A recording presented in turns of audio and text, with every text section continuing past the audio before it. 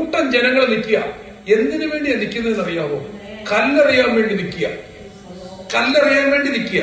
ആരെയാ കല്ലെറിയാൻ വേണ്ടി നിൽക്കുന്നത്? ഒരു പാവം സ്ത്രീയെ. നോക്കിക്കഴിഞ്ഞാൽ, മാനുഷികമായി നമ്മൾ ചിന്തിച്ചു കഴിഞ്ഞാൽ അവൾ കല്ലെറിയപ്പെടേണ്ടവളാണ്. കാരണം അവളുടെ ജീവിതത്തിൽ പാപമുണ്ട്, പാപം ചെയ്തു പോയിട്ടുണ്ട്. അവളുടെ ജീവിത ഉപജീവന മാർഗം പോലും വേശ്യാവൃത്തിയാണ്, തെറ്റായ രീതിയാണ്, വചനത്തിന് അനുശാസിക്കുന്നില്ല.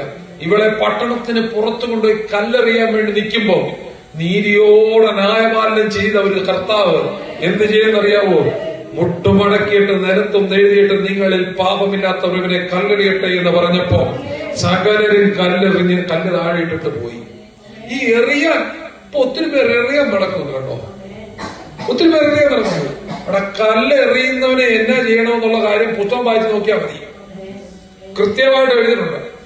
ഒരുവരെ കല്ലെറിഞ്ഞ് കൊല്ലുന്നവനെ അവനെ എന്നാ ചെയ്യണമെന്ന് പറഞ്ഞാൽ അവന് മരണശിക്ഷ പഴയ നിയമത്തിൽ പറഞ്ഞിരിക്കുന്നത്. ശരിയാണോ?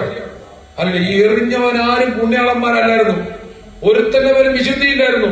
ആരുടെ ഒരുത്തൻ പോലും ഇല്ലെന്ന്, തൊട്ടെടുക്കാൻ പോലും ഇല്ലായിരുന്നു പറഞ്ഞ പോലെ ഒരുത്തൻ പോലും ഇല്ലായിരുന്നു. തിരിച്ചു നോക്കിക്കഴിഞ്ഞാൽ ഒറ്റയെടുത്തിന് അഡ്രസ് പോലും കണ്ടില്ല. ആരെഴുതിയ വസ്ത്രം? നീതിയോടെ ന്യായപാലനം ചെയ്തൊരു കർത്താവുണ്ട്. എനിക്ക് നിനക്കും വേണ്ടി ന്യായം ചെയ്യുന്നൊരു കർത്താവുണ്ട്.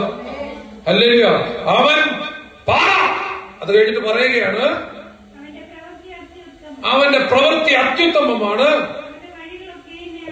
അവന്റെ വഴികളൊക്കെയും ന്യായമാണ്, അവൻ വിശ്വസ്തതയുള്ള ദൈവം, വ്യാജമില്ലാത്തവൻ, നീതി നേരും. ഇതുപോലൊരു ദൈവം വേറെ ഉണ്ടോ? നീതിയും നേരുമുള്ള. ഹല്ലേലൂയ. നമ്മൾ കണ്ടെത്തിയേക്കുന്ന ദൈവം എന്ന് പറഞ്ഞു കഴിഞ്ഞാൽ നീതിയുള്ള ദൈവം, നേരുള്ള ദൈവം, ന്യായമുള്ള ദൈവം. ഇതിനെ കുറിച്ച് പറയാൻ നാള് പോലെ കേട്ടോ. ഹല്ലേലൂയ. അങ്ങനെ ഒരു പാറയാ നാം ആശ്രയം വെച്ചിരിക്കുന്നത്, അങ്ങനെ ഒരു പാറയാ നമ്മൾ ആശ്രയം വെച്ചിരിക്കുന്നത്. നമ്മൾ താണുവിട്ട് പോകുവാൻ ദൈവം സമ്മതിക്കത്തില്ല കേട്ടോ. ആരുടെ ദോഷത്തിന് നീ ആരുടെ സ്വന്തം ആശ്രയം വെച്ചാൽ ഈ ലോകത്തിൻ്റെതായിട്ടുള്ള പാപത്തിലും ഇന്നത്തെ സുഖത്തിലും ഇന്നത്തെ ആരുടെ സ്വന്തം അതിനെ കുറിച്ചൊക്കെ അല്ലെ പാട്ടുകാരൻ പറയുന്നത് തന്നെ വെള്ളത്തിന്റെ കുമളകളെ പോലെയാണ് അല്ലെ ഈ ലോകത്തിന്റെ സുഖങ്ങളെല്ലാം. അത് നിന്നെ മാടി മാടി വിളിക്കുന്നുണ്ട്. ആ കുമളകളൊക്കെ, കുമള എത്ര നേരം നിൽക്കും? എത്ര നേരം നിൽക്കും? പറമക്കളെ, കുമളയ്ക്ക് ആയുസ് വളരെ കുറവാണ്. ഒരു കാറ്റൊന്ന് ആഞ്ഞടിച്ചാൽ ആ കുമള അന്നേരം പൊട്ടിപ്പോകും. ആനടിയ സുഖർ ഈ ലോകത്തിന്റെ മായ സുഖങ്ങളെല്ലാം ഉണ്ടല്ലോ, ഒരു കുമള പോലെ നിൽക്കുമ്പോൾ നേരുള്ള നീതിയുള്ള ന്യായത്തോടെ വിശ്വസ്തയോടെ ആയിരിക്കുന്ന ഒരു ശാശ്വതമായ പാറയുണ്ടെങ്കിൽ അത് ക്രിസ്തുവാണ്. ആ ക്രിസ്തുവിൽ നിന്ന്